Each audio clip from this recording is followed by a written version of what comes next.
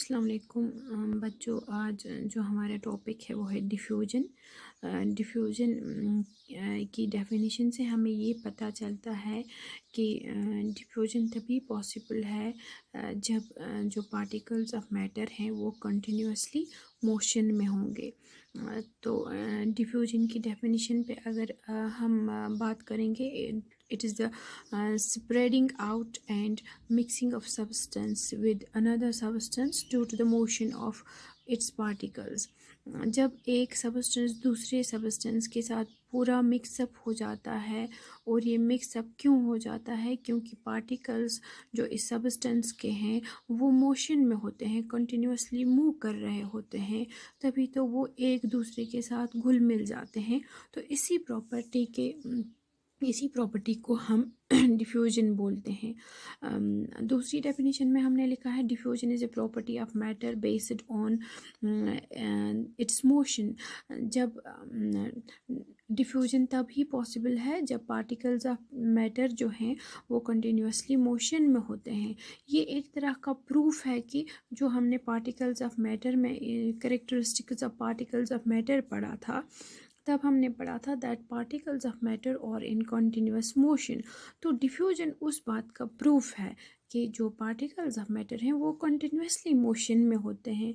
और ये जो डिफ्यूजन है ये इंक्रीज़ हो जाता है विद इंक्रीजिंग टेम्परेचर। जितना हम किसी भी सबस्टेंस का टेम्परेचर इंक्रीज़ करेंगे, whether that is solid, liquid और गैस, उतना ही डिफ्यूजन जो है, रेट ऑफ डिफ्यूजन जो है वो बढ़ जाएगा।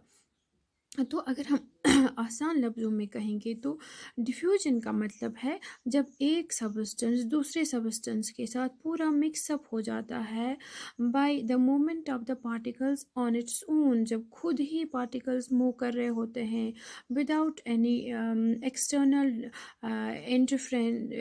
इंटरफ्रेंस या विदाउट एनी एक्सटर्नल डिस्टर्बेंस, किसी भी एक्सटर्नल प्रेशर के बगैर। जब जो पार्टिकल्स ऑफ मैटर हैं, चाहे वो सॉलिड्स के होंगे, लिक्विड्स के होंगे या गैसेस के होंगे, जब वो एक दूसरे के साथ पूरा मिक्सअप हो जाते हैं, और ये जो इनकी जो मिक्सिंग है ये तब तक कंटिन्यूस रहती है जब तक नहीं ये पूरा मिक्सचर इनका यूनिफॉर्म बन जाता है। तो इस प्रोसेस को बोलते हैं डिफ्यूजन। और diffusion continues until the whole mixture becomes uniform. जब तक ना एक मिक्सचर पूरा यूनिफॉर्म बन जाता है तब तक जो प्रोसेस ऑफ डिफ्यूजन है दैट कंटिन्यूज।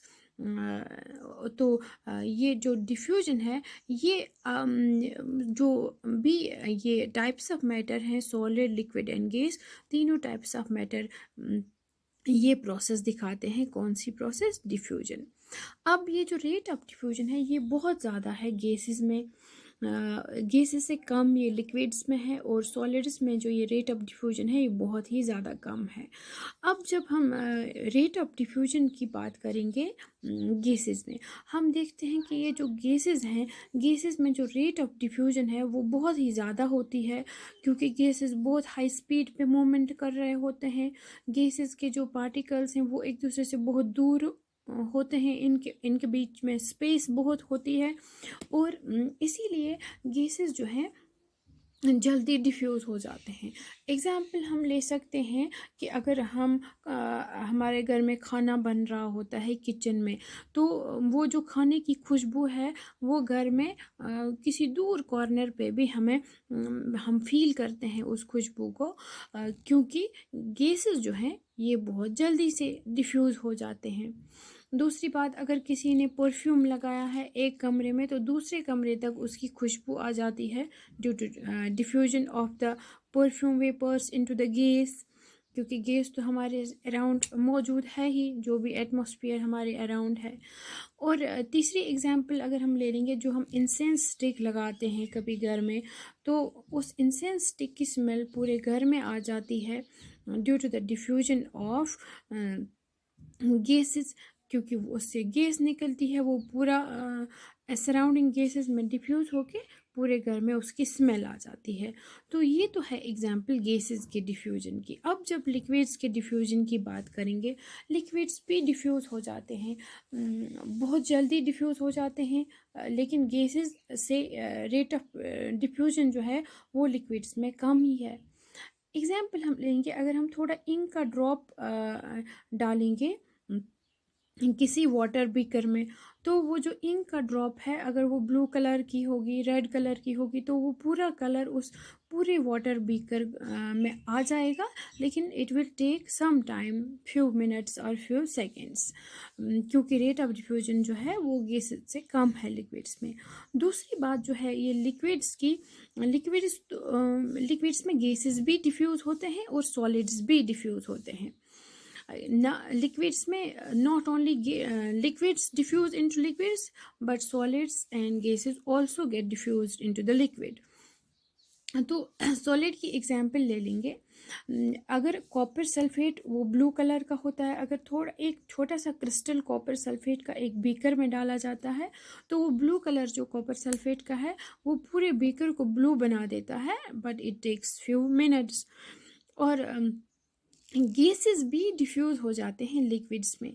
इसकी एग्जांपल है जो एक्वेटिक प्लांट्स होते हैं, वो डिज़ोल्व्ड ऑक्सीजन लेते हैं, जो वाटर में डिज़ोल्व्ड ऑक्सीजन होता है वही यूज़ करते हैं। जो एक्वेटिक एनिमल्स होते हैं वो डिज़ोल्व्ड ऑक्सीजन यूज़ करते हैं, जो डिज़ोल्व्ड ऑक्सीजन वाटर में होता है। तो इसका मतलब है ऑक्सीजन वाटर में डिफ्यूज़ हो गया होता है। और जो ये एक्वेटिक प्लांट्स होते हैं वो डिज़ोल्व्ड कार्बन डाइऑक्साइड यूज़ करते हैं, जो कि वाटर में मौजूद होता है, तो वाटर में कार्बन डाइऑक्साइड भी डिफ्यूज़ हो जाता है। तो इसका मतलब है gases and solids get also diffused into the liquids. अब थर्ड पॉइंट पे आते हैं, डिफ्यूजन इन सॉलिड्स। जब हम सॉलिड्स की बात करते हैं, डिफ्यूजन इन सॉलिड्स की बात, तो ये हमें लगता है कि ये बात सही नहीं होगी, क्योंकि हमने कभी नहीं देखा कि एक सॉलिड चीज़ दूसरे सॉलिड के साथ मिक्सअप हो जाता है। हमारे बैग में बुक्स रखी होती हैं, तो एक बुक दूसरे बुक के साथ हमें अगले दिन मिली हुई नज़र नहीं आती है। या हम एक पेन रखते हैं अपने बैग में अपनी नोटबुक्स के साथ, तो वो पेन उन नोटबुक्स के साथ मिक्सअप नहीं हुआ होता है। तो लेकिन उसका मतलब ये नहीं है कि सॉलिड्स में डिफ्यूजन नहीं होता है, सॉलिड्स में डिफ्यूजन होता है, but the rate of diffusion in solids is very very slow and it takes years. Example हम ले सकते हैं, जब हम बोर्ड पे लिखते हैं मार्कर से या चौक से, तो अगर हम कुछ दिनों के बाद वो मिटाने की कोशिश करेंगे तो वो अच्छे से रब नहीं हो जाता है, जितना वो उसी टाइम जब हम लिखते हैं, अगर हम उसी टाइम बिल्कुल वो रब करेंगे तो बोर्ड साफ़ हो जाता है। अगर हम कुछ दिनों के बाद 8-10 दिनों के बाद वो रब करेंगे तो वो रब होने में बड़ी मुश्किल होती है और वो अच्छे से बोर्ड साफ़ नहीं हो जाता है, क्योंकि जो हमने उस पे वो लिखा है वो इंक के कुछ पार्टिकल्स उस बोर्ड के साथ बोर्ड में डिफ्यूज़ हो चुके होते हैं, ठीक है।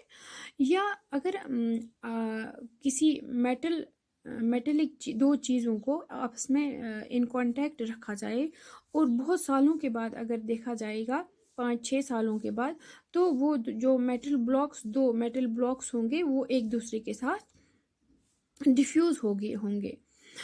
तो इसका मतलब है सॉलिड्स में भी डिफ्यूजन होता है, लेकिन जो सॉलिड्स के पार्टिकल्स हैं वो बहुत कम मूवमेंट करते हैं, वाइब्रेट करते हैं on their own positions due to less availability of the spaces around them, क्योंकि सॉलिड्स में जो स्पेसेस होती हैं in between the particles of the matter वो बहुत कम होती हैं, तो इसीलिए डिफ्यूजन जो सॉलिड्स में होता है वो बहुत ही स्लो रेट पे होता है।